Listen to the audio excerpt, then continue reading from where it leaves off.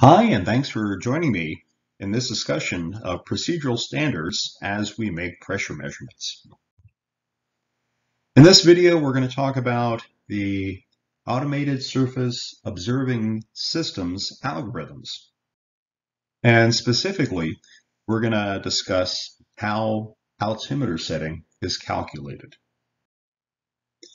What is altimeter setting? Well, here's the technical definition. It's the value of the atmospheric pressure used to adjust the subscale of a pressure altimeter so that it indicates the height of an aircraft above a known reference surface. Well, that's the definition.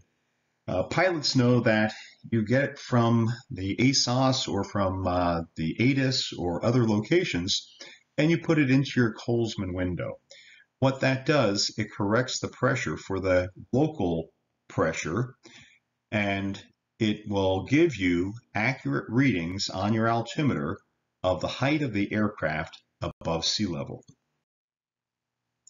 The altimeter setting is based on standard atmosphere, the standard atmosphere. The conditions of the standard atmosphere are that at the surface, the temperature is 15 degrees Celsius and the pressure is 1013.25 millibars. Also, it assumes the atmosphere is dry, there's no water vapor in it, and also that it follows the ideal gas law.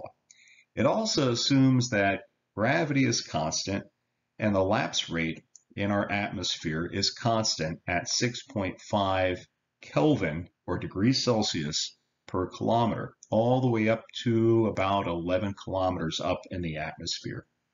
These conditions are not always met. They're rarely met. It's hardly ever that the temperature at the surface is 15 degrees Celsius or the pressure is standard at 1013.25.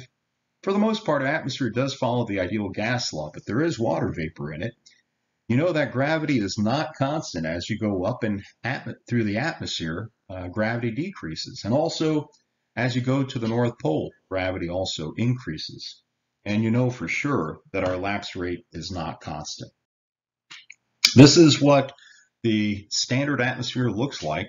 You can see that temperature is decreasing. This is on a skewed T log P diagram. And this is the equation that we can use to figure out altimeter setting. This comes from atmospheric thermodynamics, the hydrostatics of the atmosphere. And what it represents is the equation for the constant lapse rate atmosphere. In this equation, PST is our station pressure, PAS is the altimeter setting, or what we want to solve for. TSL is the temperature at sea level. Gamma is the lapse rate. In this case, it's a constant, 6.5 degrees Celsius or Kelvin per kilometer. G is gravity. In this case, once again, that's constant.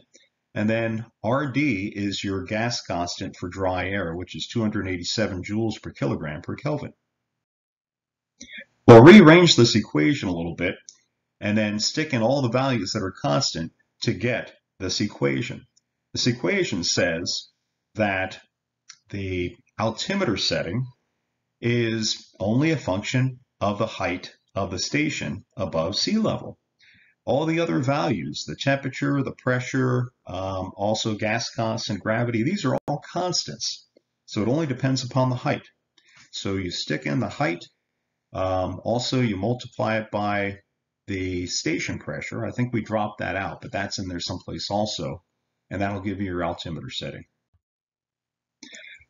If you rearrange that equation and solve for the height, that would give you the equation for the altimeter. And the equation for the altimeter is, once again, based on your height, is based on standard conditions. Your altimeter will be correct. In other words, it will give you the true altitude if the sea level pressure is standard, if the sea level temperature is standard, and the lapse rate is standard. And those conditions are hardly ever met. So you have errors in your altimeter measuring your height above sea level in an aircraft when the pressure is not standard, the temperature is not standard, and the lapse rate is not standard. Pilots know about these errors, and only one of these errors can be corrected. And that is, there is an adjustment for non-standard pressure, and we call that your altimeter setting. When you put in your altimeter setting, you are correcting your altimeter for non-standard pressure. However, there are no corrections or no simple corrections for non-standard sea level temperature nor for the temperature lapse rate. So I hope that gives you some insight on altimeter setting and how altimeters work.